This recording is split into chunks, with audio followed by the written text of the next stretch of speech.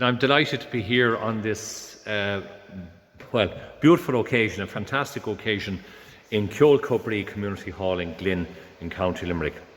Now, a little later on this evening will be a major event for the people of Glin, Ballyhahel, Lohal. They're coming literally from everywhere to see and learn from the master himself, the celebrity, Kevin Dundon. Kevin, it's great to talk to you, and you're so welcome to Glin. That's super. I've been here before, actually. I was staying in Glin Castle many years ago, right. so yes. I love this part of the country. Oh, yes. yes. Think it's so chilled and relaxed, and, around Shannon. And fantastic. It's really good. So we're very excited about tonight, so we're going to have lots of fun. Full house? Full house. Full house. Great to hear. And these fundraisers are really important for the schools. And so it's all about Christmas. And I know it's Thanksgiving today, but it's fun. So we're going to be doing great recipes and a lot of fun and interaction with all the customers. I call them customers, guests. Of course, there are, like as you can see, I think there's a couple of hundred here seats and more to come. Which is great. Now, your core business is the magnificent Dunbrody House Hotel. Now, you took it over 27 years ago, but it's going back to 1830, is that right? Yeah, the house itself was built in 1830 by the Chichester Clark family, so the first Prime Minister of Northern Ireland. So they built it as a hunting lodge in 1830, and then in 1906 they turned it into the principal residence. So they would have owned about 14,000 acres between Antrim and Wexford. Yes. And then, so Dunbrody, where the Dunbrody House is, it's the parkland of the whole estate. And it's right on the Hook Peninsula in County Wexford. So you know that saying that Cromwell was going to conquer Ireland by hook or by crook? That's where it comes from. So we're on the Hook Peninsula and we overlook Crook in Waterford. I see. We're right on the coast. So of course, Wexford is steeped in history.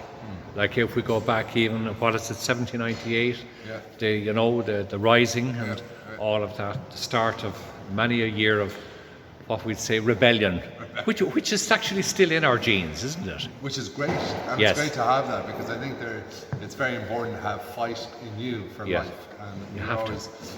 If you don't have that, you don't have much, because you have to stand up for yourself and what you believe in, and stay close to your principles, which I think is really important. It's one of the things that I definitely instill in my 3 children. So. Yes. And your wife, does she work? I shouldn't be laughing at this. Does your wife work with you in the hotel? Yeah, I actually work for my wife myself. Actually, I think that's a very good answer, because I think nearly sort of most men who are married, they tend to work for their wives, Actually, no, Catherine is an amazing woman. So we met when we were 17. Did you? So right. It was a good few years ago, and so we've been in the business ourselves for 27 years. We've very defined roles within the business, which I think is really important. Oh, it is. So Catherine would do a lot of the front of house marketing and recruitment, and I look after back of housekeeping and stuff like that. But it's I think what the success of our relationship and with the business is Catherine has got a degree in language and marketing, and I'm a chef. And when we leave the hotel, we go up home, we actually don't talk about the business. That's a great. We try not to. No. There's a little bit, but we try and keep it separate. I think that's it's great. like when we're working together, we're working more like colleagues opposed to husband and wife. Yes. Which is crucial as well. Listen, we have our disagreements. Of course, but that's normal. That's part of business. Anyway, it is. You have to. And the one thing is, though, I just saw pictures there of Dunbrody. It's a very, very extensive building, going back, as you said, to 1830. The one thing is, you how many people do you actually employ then to keep such an operation going? Up to just over 50 during the summer months, and then full time around 35. That's very good. So it's great employment for rural Ireland. It is, and has been consistent over the years, even through the recessions and COVID and all the different challenges that this wonderful world brings to us. And every year there's a new challenge, and I think that's what makes operating a business interesting and keeps you fresh and motivated to move on. But the one thing that we have in this country is scenery. Our food standard is worldwide class. So that is something that has attracted so many visitors into this country and brought them back as well. And obviously a man in the forefront with your wife, Catherine, you can see that. You know, people. I think we're blessed. I've travelled all over the world, and I still do. And That's right. And, we would cook dinners for Tourism Ireland worldwide. And what we do have in Ireland is that we have amazing ingredients. So our indigenous ingredients is second to none. And I think it's because we're a small island and we don't mass produce anything. Yes. So therefore you get a better product. So therefore it's easier for chefs to put really good product on a plate. And you can really taste the flavours of our food, which is amazing. So it's we're really, really blessed. And loads of small producers and artisan producers, and I think that's kind of the backbone of Ireland. Yes. Is all these small little companies that kind of create this kind of very large company of food in Ireland, and I think the more of them popping up and opening up. And you know, when you go into recessions or you have issues, you find that, as we were talking before, that Irish people are very resilient, and this is when you get a lot of business opening up and new ventures, and you have time to think and to kind of explore, which is super. Have people's tastes, both in Ireland and abroad, coming to your wonderful hotel and house, have you found in the 27 years or when you were training, have you found people's tastes in food change? Oh yeah, completely. It's well, if I bring you back in time, so I left Ireland in 1985, and I travelled the world. And when I left Ireland, we were very much a meat and two veg. Yes. Type of correct. Yeah. Palate.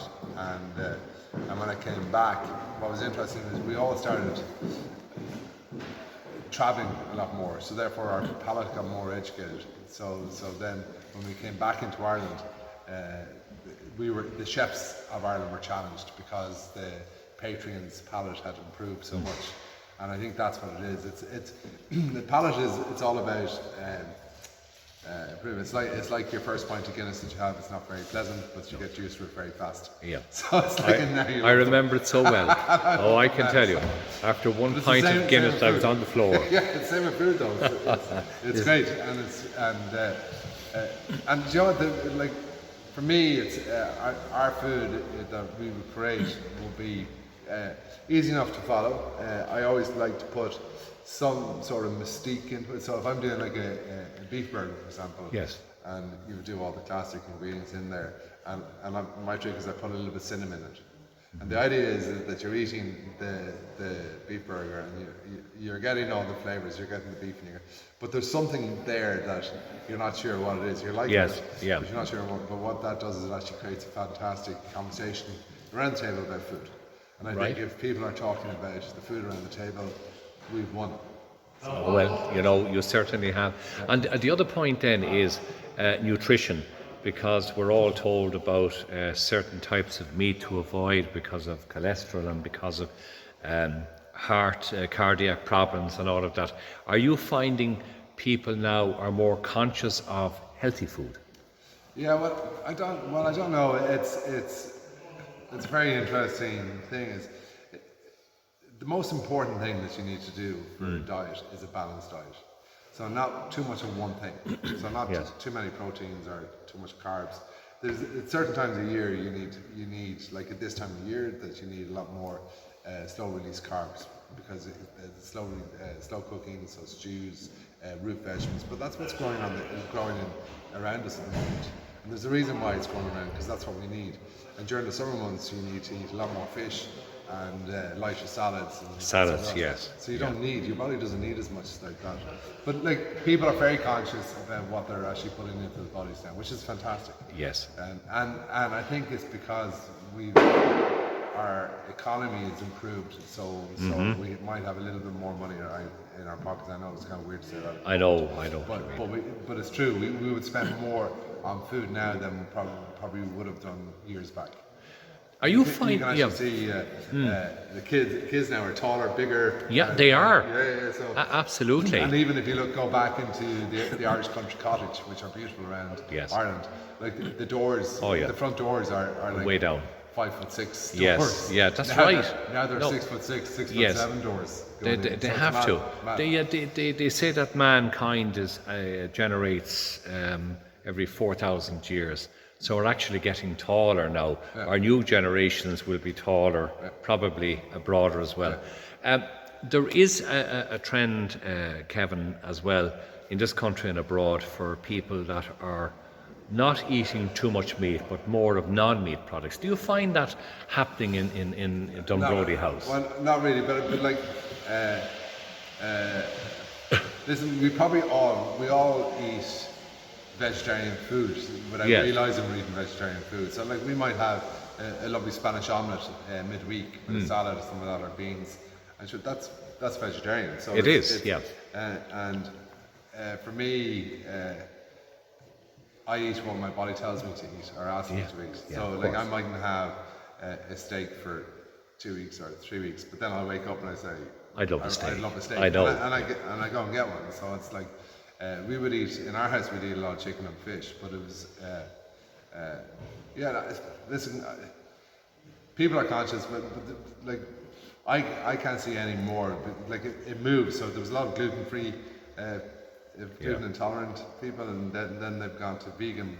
But it seems to be the same cohort that kind of moved the diets. All right. So, Yeah. but so in other words, the same I see your percentage, point. So it's probably Yeah. 5% of the clients coming through Dunbrody would have. But like we do really interesting vegetarian food or vegan food and stuff like that. So non-vegan and non-vegetarian, It's all would there. eat it as well. Yes, of course. Yeah. So You know. and I don't think it's right for you to eat meat protein every day of the week. Anyways. So I think It's is good to it's good to change it up. Yes. One final thing as well, that what a packed house here later this evening. What will your main core message to them be? Like how to prepare, how to source quality food at the right price. Yeah, so it's the thing is with Christmas, and this is what the show is all about tonight, is we all seem to overbuy and overspend at Christmas. So my message is to buy the correct amount of food for the correct amount of people that you have in your house, and cooking from scratch is really easy to do. So we're going to show them how to do a lovely turkey roll opposed to buying the whole turkey. We're going to do some beautiful soups, and it's also the leftovers as well. So it's and kind of a lot of people get stressed over Christmas dinner. Yes. And it's really a roast dinner at the end of the day. Yeah, at the end, you're right. So, you're right. But it's usually you have guests in your house that you want to impress, and so there's ways of doing that without stressing yourself out, and be prepared and having a timetable, and because you might have, some people would have like 2 or 3 different types of potatoes and 3 or 4 different types of veg. Yeah.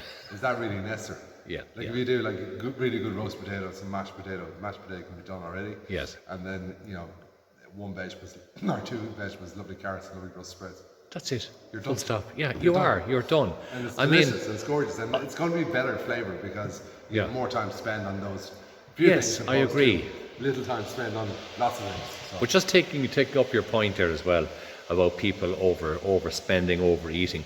I mean, I know it's meant for advertising purposes, but when you see some of the tables laid out on the television, Sacred Heart of God, sure, I think King Charles III would have a problem even eating all of the stuff, Yeah, but the thing is when you look at those tables, it's like a festival table. It is, yeah. Table, and it's like from a supermarket's point of view, is they're showing their best wares. Yes. And they're not telling you to buy all this stuff. They're telling you to pick what you really want Of course, off that yeah. table for your table. I know, and that is the beauty of it. So the main thing, of course, like in the unusual climate that we have at the moment between job losses and closures and everything, I think people will be very wise this year to get what they need only. And I think retail sales are dropping because of that. I think people are copping on now, no overspending, but you can still have a wonderful time. Of course you can. Of course you can. And it's not about I think people are just being a lot more careful and thoughtful about what they're Yes. buying. Of course, yes. But they're still buying quality. They which are. is very important. They are very, very important. Now, we want to say I want to say a very special thanks to Julian as well, because he was the link man between everything. And you have some. Do you have some of your staff here? I met some coffee people outside as well. Yeah, I think there's people here that are doing like local producers will be showing off the wares. Oh, great. Then you've got Kenny McGuire, which is Kenny does all our production. Yes, very impressive. Very, very impressive. In conjunction with Flowgas. Flowgas, yes. Beautiful setup. It's a fantastic setup, and we do demos all over Ireland. Yeah. With this setup. And that's hard work. That's hard work. Yeah, but I really enjoy it. I love you people, do. So I love people. Yes, yeah, of course. Julian came to me 17 years ago. Oh, did he? All right, So Julian. he's like my second wife. All right. So I have two bosses, my wife and Julian. Julian. What is Julian actually? Oh, Julian. Julian is mentor. Well, he basically manages me, so Yeah. he would coordinate all the events that are going on. Oh, brilliant. in our lives, Yes. between the TV, the books, and Yes. online demos. And you have some cookery books tonight. 7 cookery books. Oh, very good. So, Excellent. so For I people never can. thought, I never thought I'd write one, but now it's 7. So. Now 7. Yeah. It shows the element of your success, Yeah, no, it's Kevin. great. Yeah, You know, no, it's we're wonderful. delighted, so it's all going well. But you're going to enjoy the people from North Kerry, West Limerick here. They're great crack. They're wonderful people, not only in Glin, but all the surrounding area as well. Thank you, Julian, for all your help as well. And Thank you, the John. very best of luck to you. And there's no waste actually where I live, because I have 5 dogs. Oh, you're perfect. So everything. That's why actually there's no waste at all, hardly, because the dogs get everything, you know. And no wonder they're so bright and healthy. Goramil Hamak, thank you so much indeed.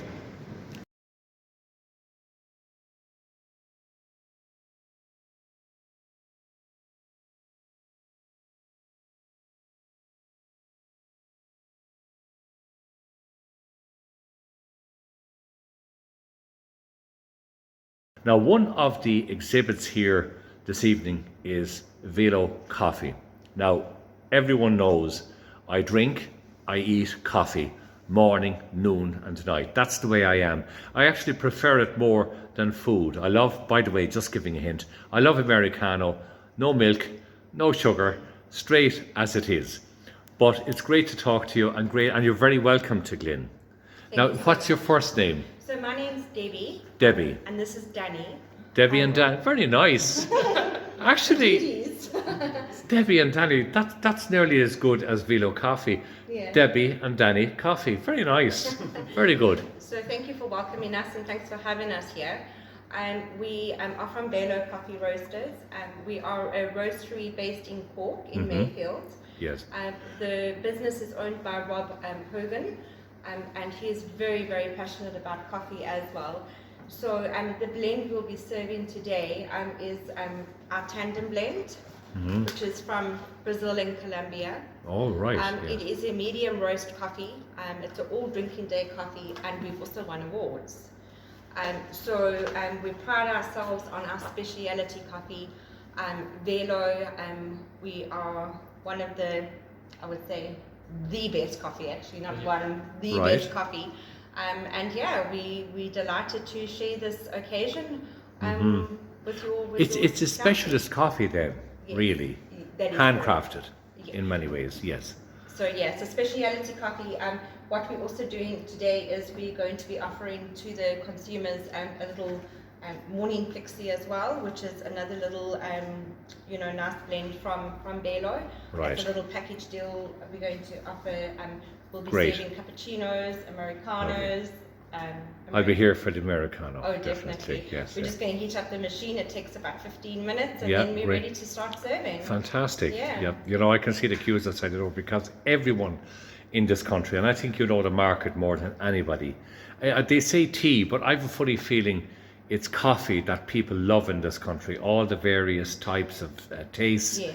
and everything. It's a huge business in this country, isn't it? Coffee. Absolutely. And what I've also noticed though is that the tea drinkers is definitely shifting to more drinking coffee. Yes. I've definitely picked up that trend. Yeah, there are still tea drinkers, but there's definitely a movement, and people, are really wanting to know about what coffee they're drinking, because it's important, Yes. So they don't just, I want a cappuccino, or I want a coffee. Well, where's this coffee from? Of course. So, Good point. a good place to stop is velo.coffee, and we're in Cork. Yeah, well, I'll tell you something. It's great to have you in Ireland. Thank Fantastic, Velo Coffee. Now, Daddy, what is your role then as well? Are you on the exhibitions at the time as well? Actually, I just started with Velo 4 weeks ago. Oh, very good. And, Well done. At this moment, I look after the retail department. Okay. Just make sure that our stuff is on shelves. Great. Make calls and visit with the store managers, that kind of stuff. And And that- of course, I help for Debbie and other yes. lads to do other bits as well. But it's so important that customer service, that person you can ring up on the phone, talk to, somebody to come out, show them, train staff to get the best quality product from the coffee beans. So that's so important, and that's what makes or breaks a company. Yeah. Yeah, and I think that's the key thing that you've just said, is because my section is the food service section, which we go in, we supply the coffee machines, we do the training, and we do yes. ongoing support. Yes. And we look after our customers. Very important. So we don't.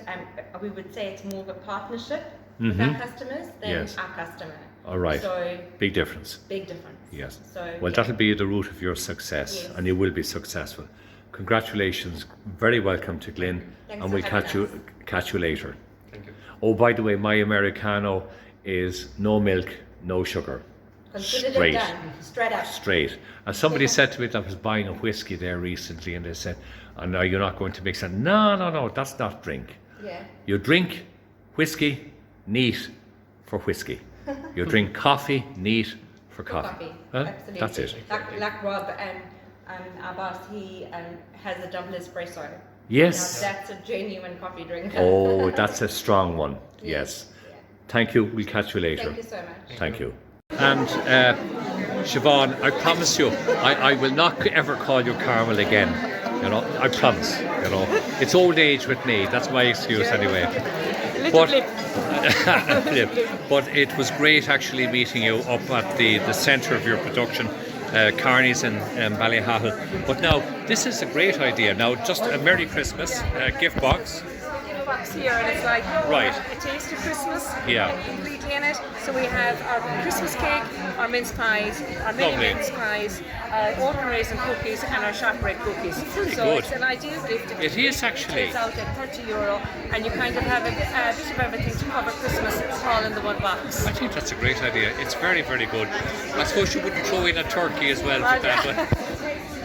Well, actually, I might be speaking too soon. Yeah, they could be. Yeah. Oh, God, yeah, It's hard no. on that business now, though. Oh, it is very difficult now. That's their livelihood. They need that, But I just have to say that. This is the sweet end of the day covered. What? This is the sweet end of Christmas Day covered. Oh God, I'll tell you, I'll be in for And an more. ideal gift, as we said. Oh, for- it is though. Yeah. It's fantastic, and congratulations to the two of you. The different websites in America have gone off the wall with your program. So well done to you. And well done. You deserve all congratulations. And as they say, Daisy and your dad, well, they reared two fine ladies. Keep up the good work. See you soon. Thanks.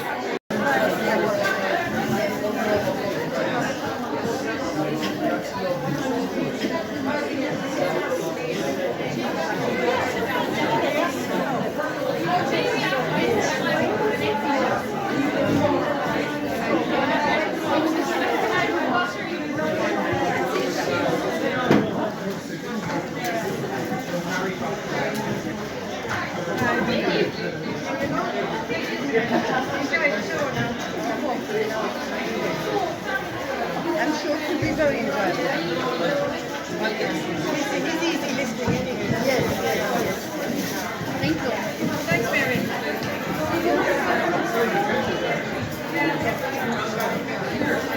They're lovely pieces, Estelle. The two donkeys are gorgeous. Oh my God, look at that. Absolutely beautiful. I love that one. Oh, that's yes, yeah. The red squirrel, my God. What? Night's walk. Look at that. I love that one. Beautiful. Well done.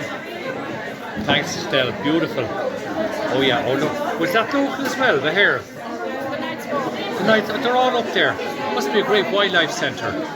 Fantastic. Oh, beautiful. Oh, I think that. And is that yours there on the left? It was a very cold morning and something to eat. Well, you could put a caption now to him and say, "What are you looking at?" Beautiful. Lovely. Thanks, Estelle. Lovely. Well done. Now, all of this is all of these products here are all handmade. Yeah. Brownies, vanilla bean cupcakes, chocolate chip cookies, Very good. cupcakes, brownies and cupcakes. But they're all the favourite, aren't they? Yeah. Particularly the brownies as well and the cupcakes. Yeah, that's it. Fantastic. So, where do you operate from yourself? I'm from Glin myself. Oh, Glin, just outside Tralee. Just halfway between Tralee and Stone. All right. Look at me on camera now. I am, yeah. Well done, keep up the good work. Thank you.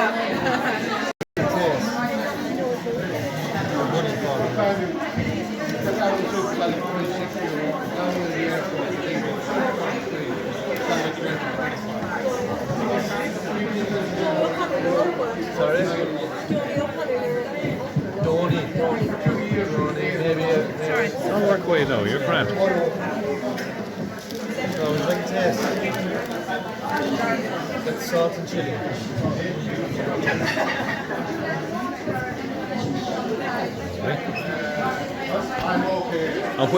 Where are you based in Kerry? Kilmorna, just outside the Oh, south. Listowel, I know it well. Oh, very good. So is it a family business? Family business, my father owns it. Yeah. I remember meeting your father. I think it was Super Value actually met him or something like that. But I remember now, Brona. And it's going very well for you. It is, yeah. Of course, We're up on 10 years now. And we're 10 years. Tipping away. That's great. So I'm going on to the small fairs now and just That's the right way to exhibit. making a bit of money for Christmas. Oh yeah, it's great. Keep up the great work. Beautiful tasting chocolate, can I say. Absolutely gorgeous. And actually, as viewers will see, I'm going to partake again. Thank you. It's all to raise very important funds for the local national school, St.Fergus here in Glin. And I'm delighted to take the opportunity to talk to Deirdre Kennelly, who is the principal of this great school. Deirdre, it's great to have you. Thanks very much, And John. thank you for being here. Deirdre, just to explain to listeners as well, it's very important, like the capitations and all of the funding that come through, but there's always a necessity for schools across the country to raise extra funding. Why is that? Well, I suppose, John, what most people don't know, even if you have children who pass through a primary school and primary school system, is that there's always a gap, there's always a shortfall between what the government provides in capitation grant for their schools. Yes. So you receive a certain amount for every child, but it never covers everything. And of course, with the cost of living crisis which we have now, oil is going up, electricity is going up, everything from the maintenance of the computers, all of that. Yes. Insurance alone for the school is €6,000, which has to come out of our 21,000, which is roughly what we get to run the school for the year. So you're already talking, you're down to €15,000 to run the school for the entire year. And our school is particularly difficult because it's quite a long school. It was 2 schools initially, then they amalgamated, but it's very long, so it's difficult to heat. You know, doors open, schools by their nature, children are coming in and out all the time.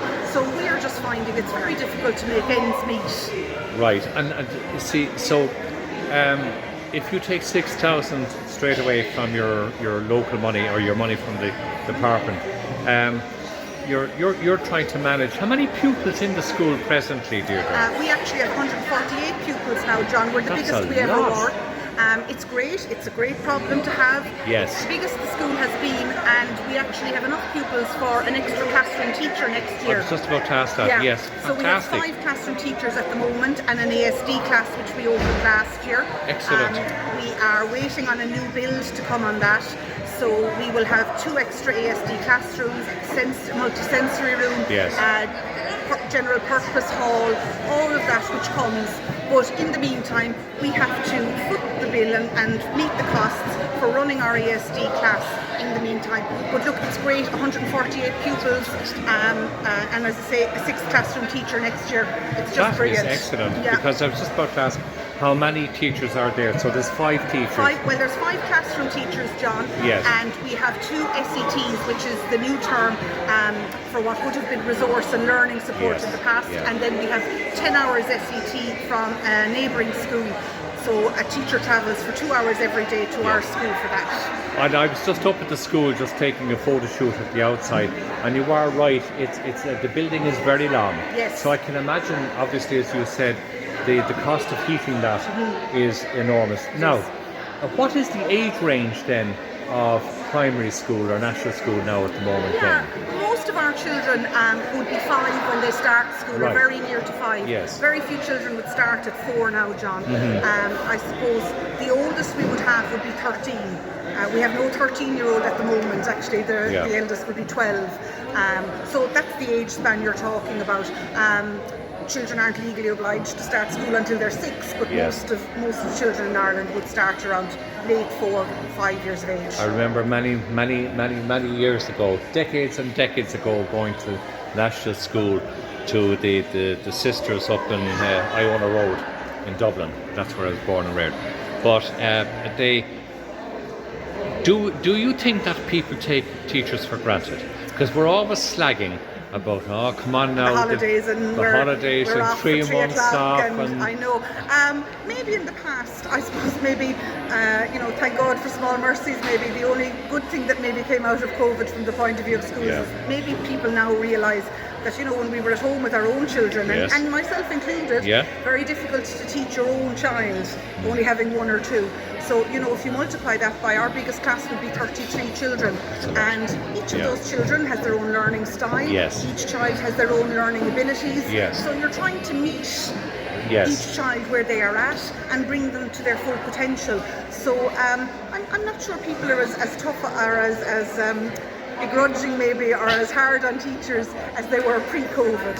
Now, the Minister for Education, a very good minister actually, Norma Foley, I think is trying more people to come into education, more people to actually learn or train how to teach, or teacher training, I should say.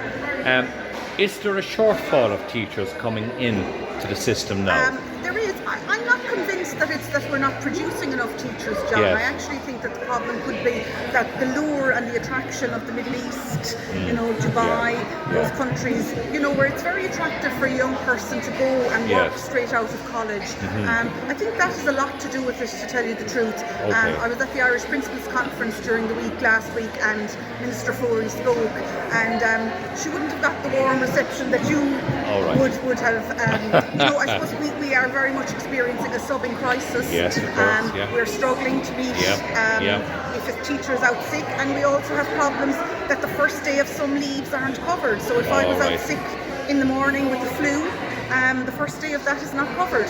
The first day of bereavement leave. Yes. Those kind of things, they're not covered. So your colleagues are picking up the slack, because you're talking about in a class of 34, if my class is split then and there's 25 of them, there's 5 or 6 more children gone in with them for the day. Yes, I see. So, there is pressure. There is a lot of pressure, I can there see is that. certainly more that the government could do in, providing supply panels and maybe freeing up, maybe the vetting, Garda vetting could be done quicker.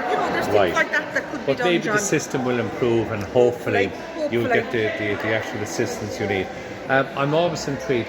What are the subjects that a 5, 6, 7-year-old will learn now the minute they go to St. Fergus? Well, I suppose it's changed a lot, John, since my day.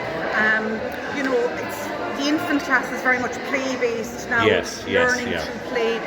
The whole curriculum is getting an overhaul at the moment, and the English is in at the moment. It's not called English anymore, it's literacy, which incorporates English and Irish. Yes. And then the numeracy curriculum is coming on board in September 2023, and then they reckon by 2025 the other subjects will be coming on board. Yes. So the curriculum now is skills-based rather than content-based, John. So it's about teaching children the skills that they will use in life and in business and in industry when they leave. It's teaching them to question, to inquire, to observe, all of that. Fantastic. Well, I tell you, do you mind me saying something sexist here? You're a very young principal. Some days I feel 110, John. I know. This is my 10th year in the job now. 10th year. So you obviously love it. I do. Yes, Look, some days are diamonds, Oh, and some sure, days stop. are stones, John. I know. But I do love it, and I have a great team, Yeah. and I'm very, very lucky. We have great support in the parish. Yes. The children are amazing. I always say that we have wonderful children in St.Fergus National School. Yes. And I know the dual role of the teaching principal is very difficult, but I do find the teaching side of it keeps me grounded and keeps me focused on what's important. And I suppose that's what a night like this is about. It's for the children. You know, all the money that we raise goes straight back into the school, you know, providing buses for the panto. We take all the children to the panto in December. Yes. You know, it's all Brilliant. going straight back into the school. Well, keep up your great work, and well done. Congratulations to you, to your staff, to your lovely secretary, always there, Geraldine, marvellous person. Yes. And keep up the great work, and have a great night. Thanks, John. Put your feet up, you deserve it. Well, we will tonight, maybe when I it's will. over. Thanks, Gora John. míle maith. Thank you very much.